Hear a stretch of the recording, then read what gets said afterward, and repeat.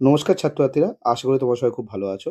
তো আজকে আমরা ক্লাস 7 এর ভৌতবিজ্ঞানে পরিবেশ বান্ধব শক্তির উপর ভিত্তি করে ২য় সেমিস্টারের জন্য অতি গুরুত্বপূর্ণ প্রশ্ন ও তার উত্তরগুলো তোমাদের সাথে আলোচনা করব।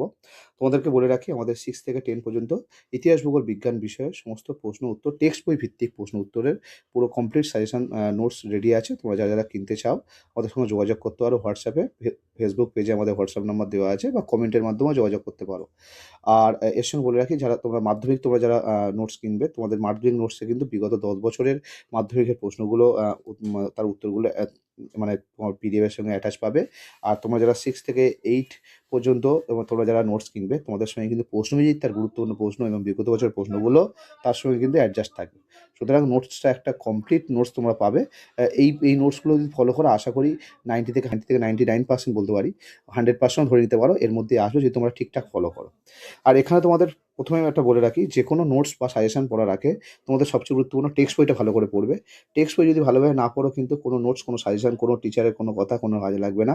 তোমরা ভালো করে নোটস পড়ার আগে টেক্সট বইটা একটু ভালো করে থরোলি ভালোভাবে ধরে লাইন ধরে বুঝে পড়বে।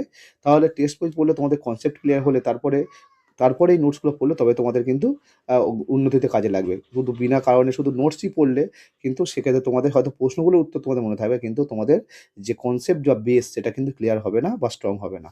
তাই তোমাদের কাছে অনুরোধ, টেক্সট বইটা আগে ভালো করে তোমরা পড়ো। ওকে, তো আজকে আমরা পরিবেশ বান্ধব শক্তি থেকে যে প্রশ্নগুলো নিয়েছি সেগুলো দেখে নাও। প্রথম প্রশ্ন নিয়েছি, দেখো ১ নম্বর, শক্তির আদিম উৎস কী? ২ নম্বর, কয়লা ও পেট্রোলিয়াম কোন শিলাস্তরে পাওয়া যায়? বায়োডিজেল কী থেকে উৎপন্ন হয়? এটা হবে একটু এলাকায় জ্যাট্রোফা জাতীয় গাছ, উত্তর হবে গাছের বীজ থেকে। কোনটি জীবাশ্ম জ্বালানি নয়? গোবর গ্যাস না পেট্রোল? পরের প্রশ্ন, আ একটি পরিবেশ বান্ধব শক্তি ও একটি পরিবেশ বান্ধব নয় এমন শক্তি উদাহরণ। তো পরিবেশ বান্ধব সৌরশক্তি আর পরিবেশ বান্ধবহীন কয়লা শক্তি, মানে যেটা পরিবেশ দূষণ করে।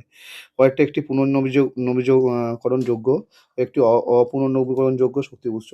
পুনর্নবীকরণযোগ্য মানে যেগুলোকে পুনরায় পাওয়া যায়, সেগুলো শেষ হয় না। সেটা হলো বায়ু শক্তি, সৌরশক্তি, জলশক্তি এগুলো। আর নবীকরণযোগ্য শক্তি বলে পেট্রোলিয়াম। ওকে। পেট্রোলিয়ামের বিকল্প জ্বালানি কোনটি? পেট্রোলিয়ামের বিকল্প জ্বালানি ইথানল মিশ্রিত জ্বালানি বা গ্যাসোহল। একটি সৌরকোষে উৎপন্ন বিভব পার্থক্যের মান কত? উত্তর হবে প্রায় 0.5 ভোল্ট।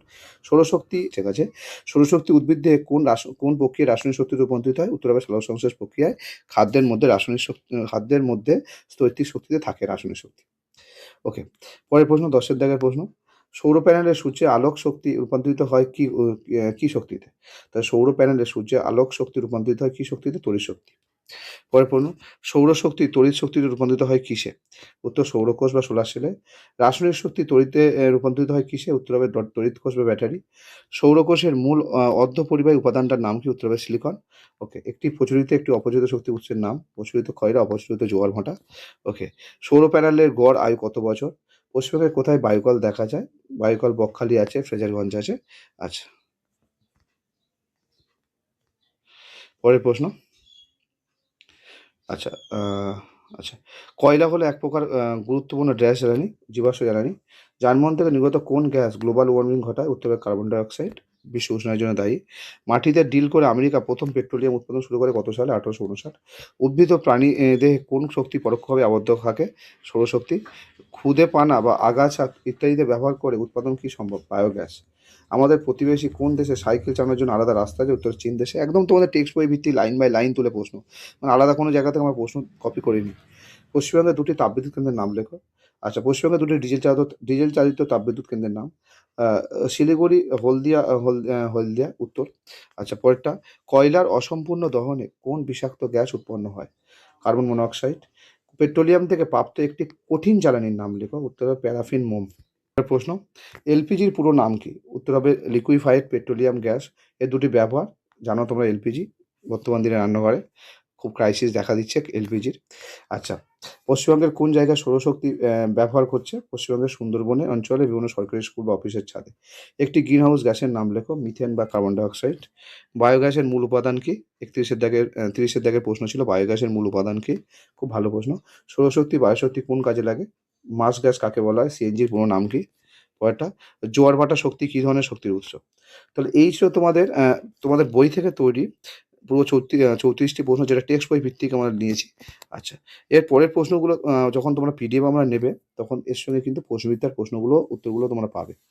তো আশা করি ভিডিওটা তোমাদের কাছে গুরুত্বপূর্ণ ছিল। আর ভিডিও ভালো লাগলে ভিডিওটা লাইক করো, বন্ধুদের সাথে শেয়ার করো। চ্যানেলে নতুন হলে চ্যানেলটা ফলো, সাবস্ক্রাইব অবশ্যই করো। তার সঙ্গে তোমরা যারা নোটস কিনতে চাও আমাদের সঙ্গে যোগাযোগ করতে পারো। এই ধরনের প্রিমিয়াম নোটস পেতে অবশ্যই ন্যায্য মূল্যে বা স্বল্প মূল্যে তোমরা পেয়ে যাবে।